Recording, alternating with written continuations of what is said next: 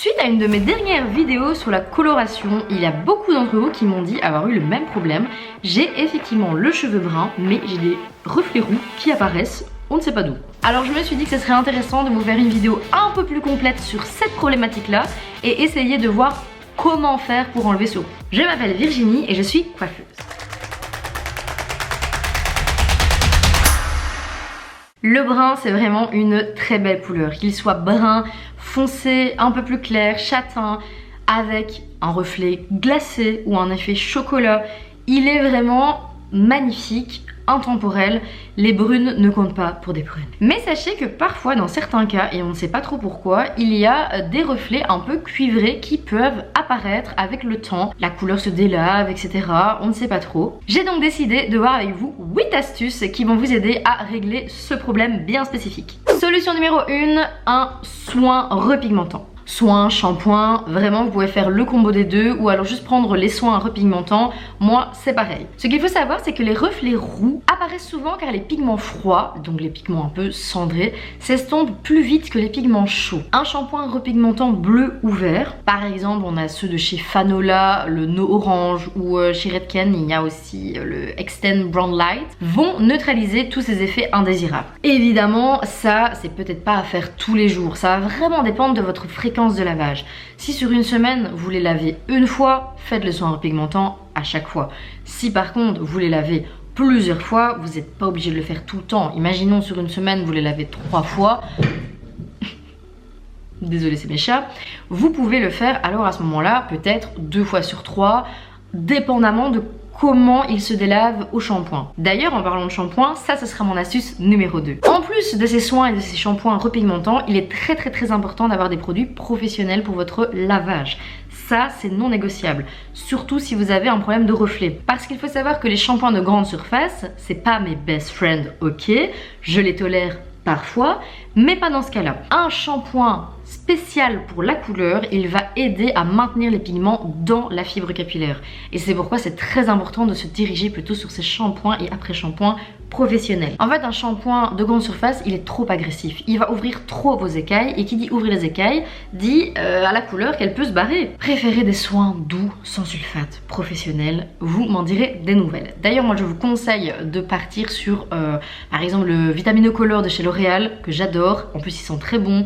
Le Kérastase Chroma Absolu. Il y en a plein d'autres, mais vraiment, il faut qu'il soit après couleur. Comme je vous l'ai dit un peu plus tôt, il y a un point qui est important aussi, c'est la fréquence de lavage.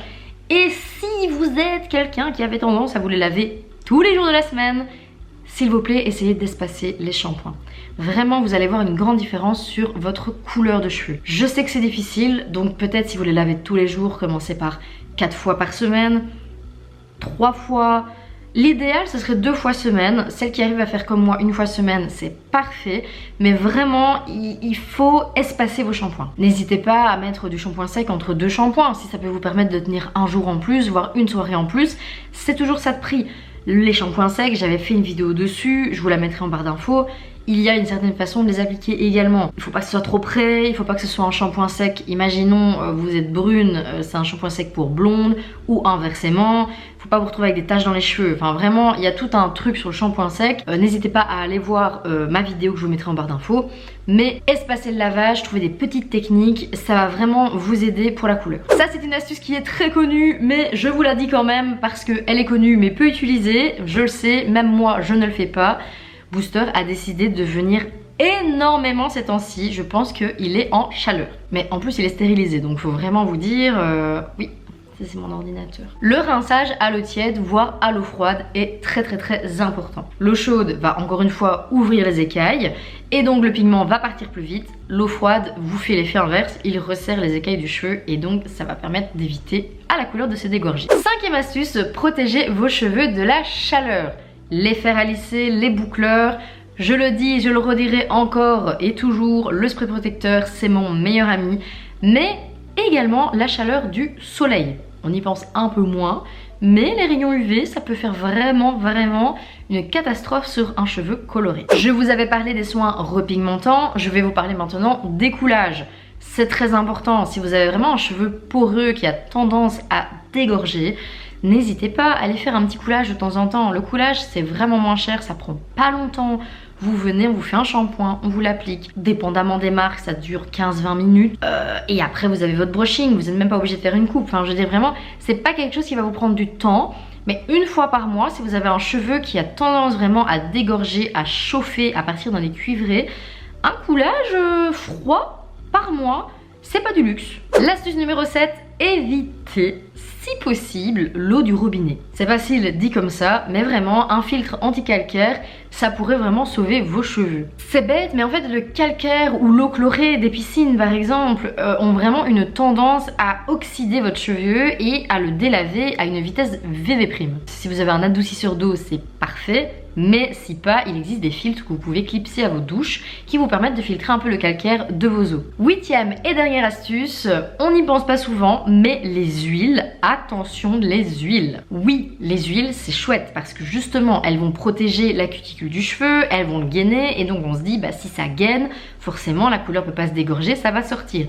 Oui et non. Il y a des huiles comme par exemple l'huile d'argan qui est pourtant explosive dans le marché, c'est vraiment un truc très concurrentiel parce qu'on dit toujours ah vous avez des pointes sèches, huile d'argan, vous avez si, huile d'argan. L'huile d'argan est vraiment une huile qui peut colorer votre cheveu, lui donner un reflet chaud, un reflet doré, un reflet cuivré. Je vous conseillerais plutôt des huiles neutres comme les huiles de pépins de raisin ou l'huile de jojoba, une de mes huiles préférées. Je conseillerais également l'huile de coco, mais attention l'huile de coco, on est dans une vidéo pour les brunes, je ne suis pas en train de parler à des blondes parce que l'huile de coco pour les blondes c'est basta. J'espère que cette vidéo vous aura plu et que vous ne connaissiez pas toutes ces astuces. Si vous en connaissez d'autres, n'hésitez pas à me les laisser en commentaire. Si vous êtes surprise ou agréablement surprise ou pas, ben, n'hésitez pas à me le dire. De toute façon j'adore avoir de vos retours. Moi c'était avec plaisir que j'ai tourné cette vidéo. Je vous donne rendez-vous lundi prochain et en attendant prenez soin de vos cheveux. Encore une fois, que vous soyez brune, blonde, rousse, etc.